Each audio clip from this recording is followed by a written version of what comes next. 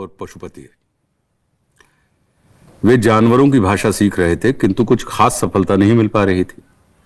तो उनके शिक्षक ने उनसे एक दिन कहा कि तुम ज्यादा पंचायत मत फैलाओ और सिर्फ गधा व कुत्ता की भाषा सीख लो। वो अपेक्षाकृत सरल है और ये दोनों पालतू भी हैं। कुत्ता तो अमूमन हर गली मोहल्ले में मिल जाता है। तुम्हारी प्रैक्टिस भी बनी रहेगी, क्योंकि किसी भी भाषा को सीखने के लिए अभ्यास आवश्यक होता है। बात उनको जम गई। अब वे कुत्ते की भाषा बोलते भी थे और समझते भी थे। एक दिन वे घर से निकले तो एक कुत्ते ने उन्हें भाव भाव करके रोक लिया। उन्होंने भी एक बार भाव करके उससे पूछा, क्या है? कुत्ते ने कहा, मैं साल भर से तुमको देख रहा हूं और तुम मुझे, लेकिन अभी तक अपना परिचय नहीं हुआ। क्या नाम है तुम्हारा? वे बोले, देवराज। नाम सुन के कुत्ते ने उन्हें सूंघते हुए उनके चारों ओर एक चक्कर लगाया। उनकी गंध ने कुत्ते को लघुशंका के लिए प्रेरित किया और उसने उनसे सटते हुए अपनी पिछली टांग उठा दी। कुत्ते को टांग उठाता देखकर देवराज हड़बड़ा गया और गुस्से से चिल्लाते हुए बोले, हट हट, ये क्या करता है तू? कुत्ते ने चिढ़कर कहा, तुम तो आदमी हो यार, अपने आप को देव कहते हुए तुम्हें शर्म नहीं आती? और ऊपर से तुम अपने आप को देवताओं का राजा भी बता रहे हो, देवराज।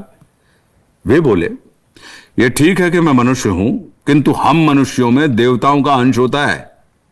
कुत्ता बोला, अरे भाई, तुम में से गंध आ रही है, देवताओं में गंध नहीं होती, इसलिए उन्हें नहाने धोने की जरूरत नहीं पड़ती।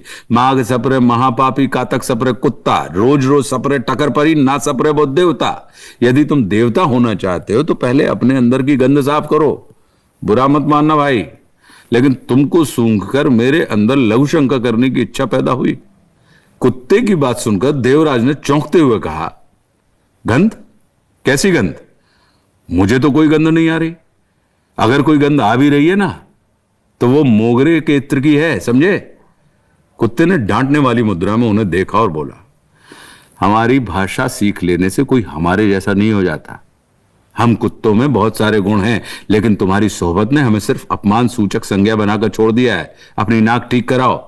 तुम कितना ही अपने ऊपर मोगरा, केवड़ा, गुलाब छिड़क लो, लेकिन तुम्हारे अंदर बसी हुई ये हिंदू, मुस्लिम, सिख, ईसाई, अगड़ा पिछड़ा की गंध नहीं जाने वाली। इस गंध को पहले साफ करो, जिससे हम कुत्ते भ्रम में ना पड़े, क्योंकि जब तक तुम्हारे अंदर ये गंध बसी हुई है तब तक तुम देवता जैसे पूजनीय नहीं हो सकते। इसलिए ये देवराज जैसे नाम रखना भी बंद करो। कुत्ते की बात सुनकर देवराज का दिमाग बनना गया। वे उसे डांटते हुए बोले, अपनी औकात में रहो, समझे? ज्यादा ज्ञान मत बांटो। तुम लोग खुद Alsatian, Pomeranian, great Dane, German shepherd, देसी विदेशी जैसी बिरादरी में बटे हुए हो और हम पर तोहमत लगाते हो। कुत्ते ने भी बमक कर जवाब दिया, तुम लोगों की यही आदत ठीक नहीं है। तुम जो हो वो रहना नहीं चाहते और जो नहीं हो वो बनना चाहते हो। इसलिए ना तो मनुष्य रह जाते हो, ना ही देवता बन पाते हो। और यही गणित तुम लोग हमारे ऊपर भी अप्लाई करते हो। कुत्तों को बिरादरी में बांटने वाले हम कुत्ते नहीं हैं, ये तुम लोग हो। अरे हम कुत्ते हैं, कुत्ते रहने में ही हमारा आनंद है, लेकिन नहीं, तुमको तब तक चैन नहीं मिलता जब तक तुम हमारे नाम ना बदल दो। कभी शेरू, कभी टाइगर, कभी फ्रूटी, कभी टीटू, कभी क्लाइव और पता नहीं क्या क्या। भैया, 100 बात की एक बात, ना तुम हमारे जैसे बनो, ना हमको अपने जैसा बनाने की कोशिश करो।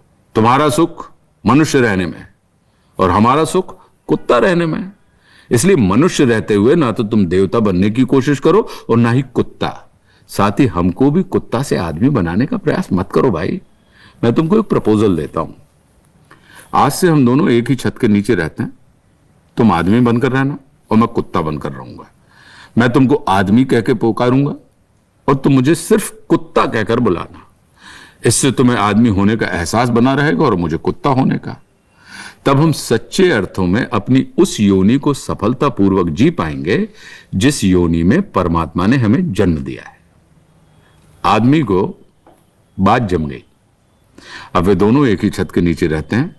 आदमी कुत्ते को बेहतर कुत्ता बनने में मदद कर रहा है और कुत्ता आदमी को एक बेहतरीन इंसान बनने में सहयोग कर रहा है। अब वे दोनों एक दूसरे को अपने जैसा बनाने का प्रयास नहीं करते। इसलिए एक सच्चे अर्थों में मनुष्य हो गया और दूसरा सच्चा स्वान।